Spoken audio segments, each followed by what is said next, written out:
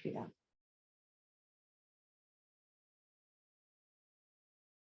Hi everyone, and welcome back again today to the podcast. Today we are joined by the amazing Melanie Yeoh, and I can't wait to hear about her journey from scientist to healer. Melanie is a qualified scientist, kinesiologist and mindset coach, and she was fortunate enough to meet Superman, Christopher Reeve, 18 years ago when she was working as a scientist in a spinal cord injury research. And this meeting with Christopher Reeve, Superman, changed her life forever because it made her realise just how life can change in an instant and how important it is to pursue her dreams and ambitions and do what makes her happy. And so 13 years ago, Melanie started her dream of running her own business as a remedial massage therapist. And she quickly grew her practice into a 3-room clinic, employing 6 staff in the heart of Sydney CBD. And she discovered during this time that many of her clients' issues were not always physical.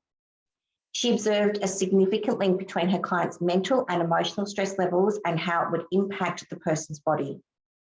So armed with her knowledge of how the physical body worked, she decided that she wanted to learn more about the mind-body-spirit connection. And she invested in learning more about kinesiology, energy medicine, NLP, and coaching.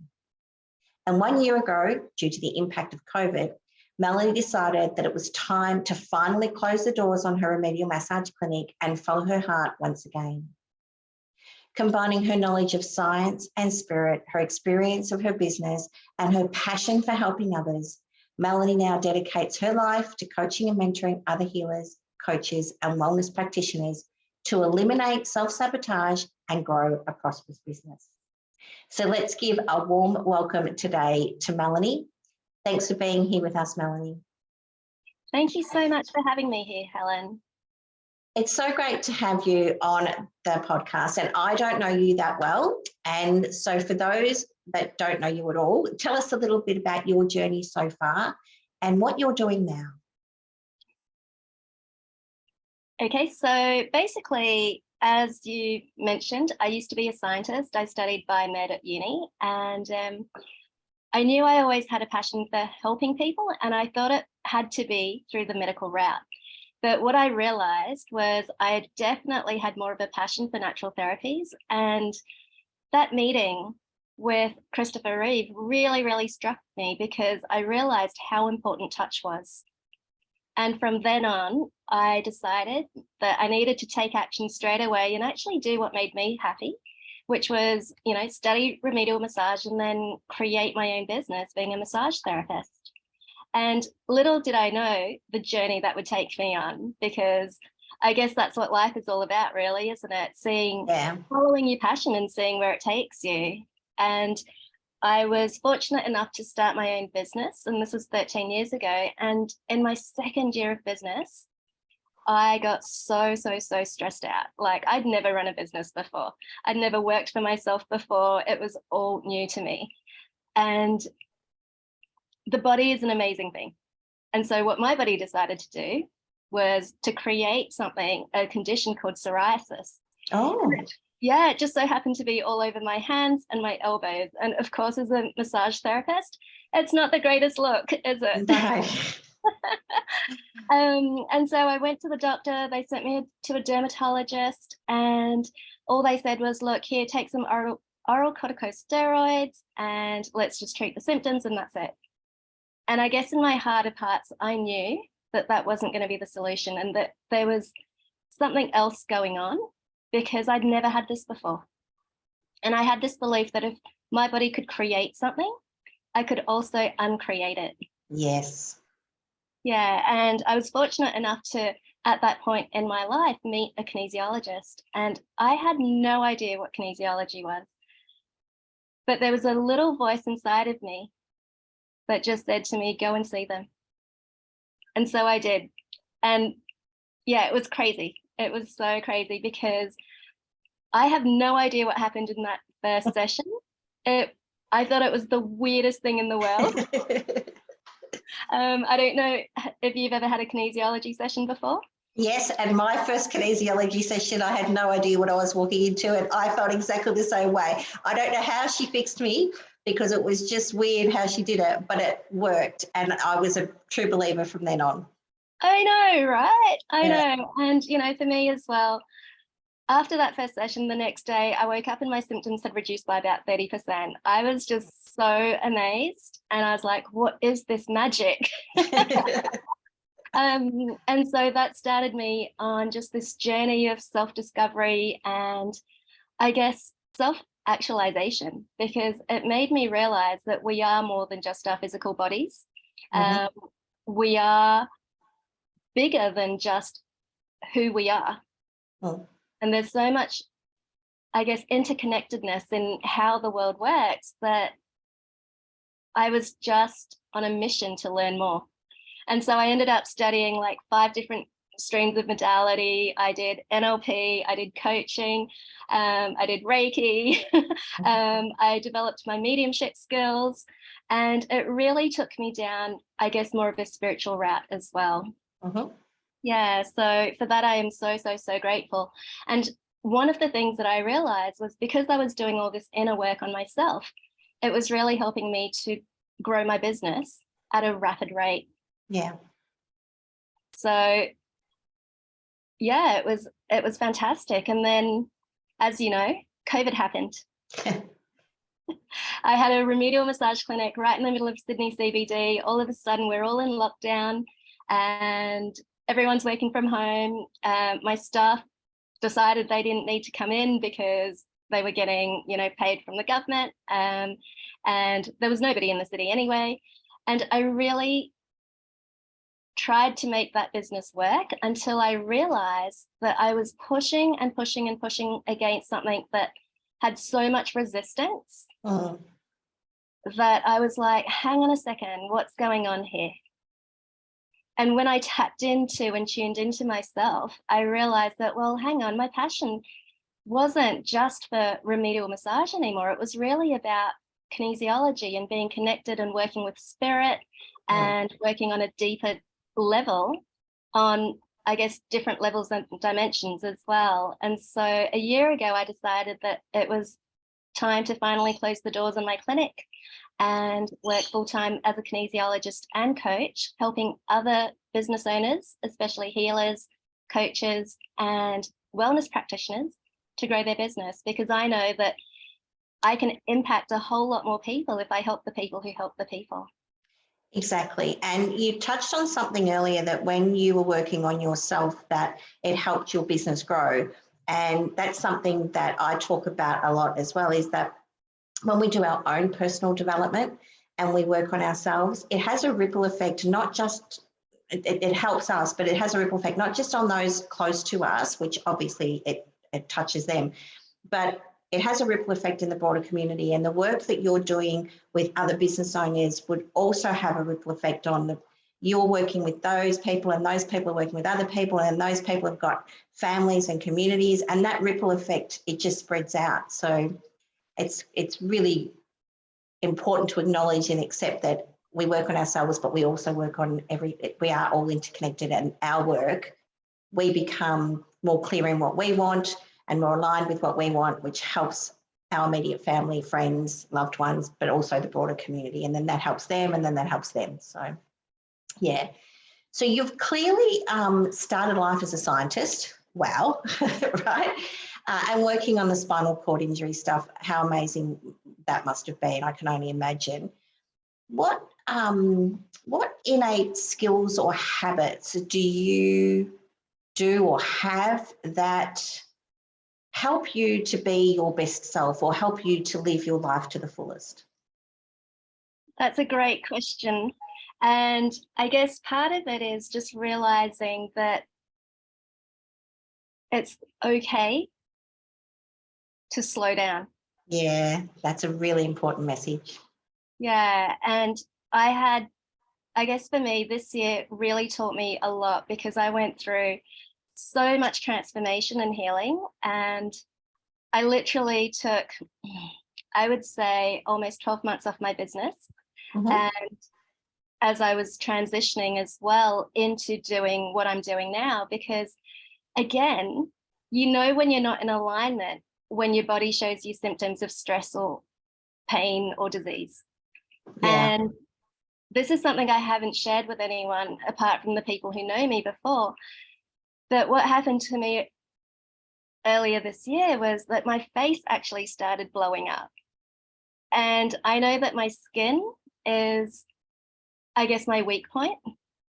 And it was, if you can imagine having a red, swollen, tomato-like face for Wow. months on end, that was me. And on So- top of that, Helen, I had to have surgery. Oh. And that then knocked me out for ages. So this year has been a major, major learning curve.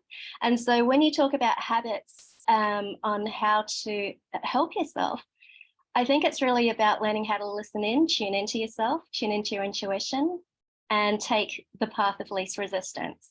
Now, as somebody who is a hyperachiever, it can be really hard. And I think there's this emphasis for a lot of people, especially business owners, to keep pushing and pushing and pushing and pushing. Yeah. However, if you're pushing and you're experiencing resistance and everything seems hard and horrible and just not flowing, it's probably because there's a misalignment. And so for me, it's really all about recognizing where you're not feeling aligned, whether that's mentally, emotionally, physically, spiritually, or even energetically, and bringing yourself back to you. Yeah. You said that your skin is your weak point, and I just want to query that a little bit more with you, because is it your weak point, or is it your signal to self to slow down and look at things? Because it's sending you a message that, hang on a minute, you're probably running too hard or pushing yourself. So if we don't listen to those signs, which is exactly what you're saying, we listen to the signs of our body and our intuition. If we don't, I've noticed for myself and with my clients that the universe sends us messages in different ways. So it gives us a little feather tickle that, you know, something's not quite right. So that might just be that you've got a blotch on your skin. And then if you don't listen to that, it sends you a bit of a slap, right? It'll send you a bigger message. And then if you don't listen to that, it'll send you an avalanche, right? So that it'll put things in your path that will send the message that you need to hear. And it sounds like for you that you were running hard and you were pushing and pushing, and your face blowing up like a tomato was the avalanche of you need to stop, slow down and look at things differently. Would you agree with that? Yeah, 100%. And, you know, there's so many metaphorical meanings that you can put to it as well. You know, was it I didn't want to show up, or I didn't want to show myself? Yeah.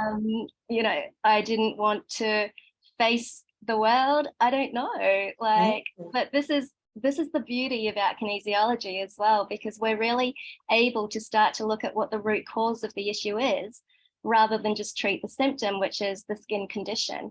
Yeah. And for me, like, this whole year was really about learning how to really go deep and heal myself from a vibrational point of view, because that when we work with our own energy and bring ourselves back into alignment, that is the best thing that we can do for ourselves. And that's the way that we can create and manifest whatever we desire in this world, because everything is energy, and energy is everything.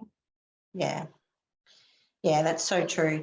So you've clearly worked with a lot of clients since you started your own business 13 years ago. And what is the one that stands out for you, or what is the best feedback you've received from a client, or the most memorable change you've helped someone make, or what's one that pops into mind when we talk about helping your clients?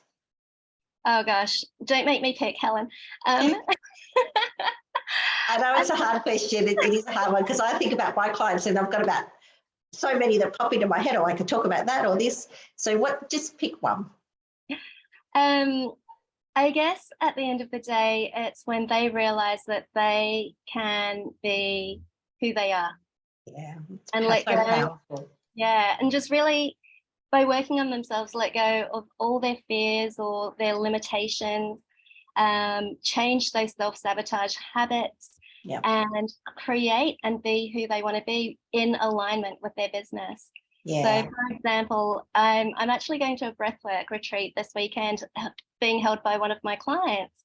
And when I first started working with them at the start of this year, they'd been putting off doing this retreat for years. And now that this is like, I think the third one that they've conducted in the space of 6 months. Wow, that's great. Yeah, and I'm just so thrilled for them because they're finding balance in their life and doing what they love and getting paid for it. And Yeah. I think at the end of the day, when you're able to really, I call it following your joy, when you can follow your joy and do what makes you happy, that really is the secret to life, I think, and the meaning of life. So for me, when I hear from my clients that they're doing something that they love, they're being recognized for it, they're able to support themselves as a result of it and do more of it, I think that for me just lights my heart up. Yeah. Isn't it a wonderful feeling when your clients have that aha moment that it's okay to come back to self and to be who they've probably might have lost touch with over the years because of environmental or, societal expectations, and they're trying to please everyone, and you can't please everyone, and then they just end up disconnected from self. So coming back to self is really, really important. So if I asked you that we're going to create a movie about you, or we're going to have a billboard with you on it, if you could have a billboard with anything on it, what would it be and why? Oh, goodness. All right. One of my mantras that I say to myself all the time, and I try to live by as much as possible, and again, it's kind of following the path of least resistance, which is the path of most joy, is if it's not fun, it won't get done. Yeah, that's lovely. Yeah, so I think life is about enjoying it, having fun, and doing what makes you happy. Yeah, that's really, really good. So you've transitioned into your new business now, and you're in your first 12 months in that. So what is it about how you work with your clients that makes you different? Great question. And I think for me, it's really about combining science and spirit together. And although I love working with business owners, I do work with non-business owners as well. A lot of it is just realizing that when you're in business, it's not just about strategy. There's so many business coaches out there who'll teach you strategies until the cows come home. But if you've got blocks around actually implementing the strategy, whether they're mental, emotional, or even, I guess, energetic blocks, because you just can't do it, then it doesn't matter how much you know, because to know and not to do is not to know, right? Right. And so for me, what I believe helps to set me apart is, well, having the experience of running my own business for 13 years. So I do know a lot of strategies that work, and I've tried a lot of strategies that don't work. Yes. And so, yeah, I can tell you what not to do, 100%. But it's also about making sure that your energy is aligned with what you want to create. And as a kinesiologist, one of the things that I do best is help people with their energy and to align themselves mentally, emotionally, physically, spiritually, as well as energetically, not only within themselves, but with their business as well, because your business has its own energy too. Yes. So it's about making sure that both of them are in alignment. And, as you mentioned before as well, when you do the inner work, it makes it so much easier for the outer world to flow. Yeah, and to align to you and come into your energetic field, because what we think and feel and how we act attracts to us, either as a person and our business. So I think that alignment of energy for you connecting with your business is really powerful, because I know that when I got that right, it's amazing how effortless and easier things become in life. And so when I work with my clients, helping them align to their true self and what's important to them, and they go, wow, I feel so different. And they look different and their energy is back because they're energetically aligned to self, right? And with you helping business owners be energetically aligned with themselves and their business, I can only imagine how powerful that is. Yeah, thank you. That's okay. So on the podcast, we talk about confidence, self-esteem, because I think if we have a good self-esteem and have some confidence about how we go about things, it makes a difference in our life and it does help us align energetically. So what's the best bit of advice or a tip that you could give someone who may be self-doubting or lacking confidence or looking for clarity at the moment? What's a tip or a bit of advice you can give? The number one thing that springs to mind, Helen, and I'm going to be brutally honest here because that's kind of how I roll, is to get a coach. Yeah. And the reason why I say this is because the coach can help you to identify what you can't see, to help you to see what's in your blind spots, and to actually help you to put in strategies and work with your mindset, which is something that I do a lot, in helping to build that confidence. Because for me, it's about just, I guess, taking little steps as well. If you can't go from someone who's quite shy and retiring like I used to be petrified of public speaking, and you know, I've taken steps to building up my confidence in that, and just doing things that feels like the next best step. So you don't say, if you wanted to go out there and do workshops or something like that, right, and you're not currently doing them and it kind of petrifies you, what's the next best step that you can do? Is it starting to do things over Zoom, starting to do it in small groups? You know, what is it that feels good? You want to start building your confidence by building how good you feel, because at the end of the day, it all comes down to your energy. And the better you feel, the more confident you'll be. So I guess at the end of the day, it's just focusing on what is the next best thing that's going to make you feel good. Yeah. And you know, I have a couple of coaches that I work with and mentors, and I can't tell you how valuable and important it is to have a coach to help me through. Sometimes we just have a chat and I have an aha moment, or sometimes I'm facing a blockage, or sometimes I'm just not sure what to do next, or I'm running hard and I'm not getting that traction that I'm looking for. And them having a conversation with me and allowing me to stop and slow down, and they might ask a question and I go, oh, so simple, but I can't see it, right? 100%.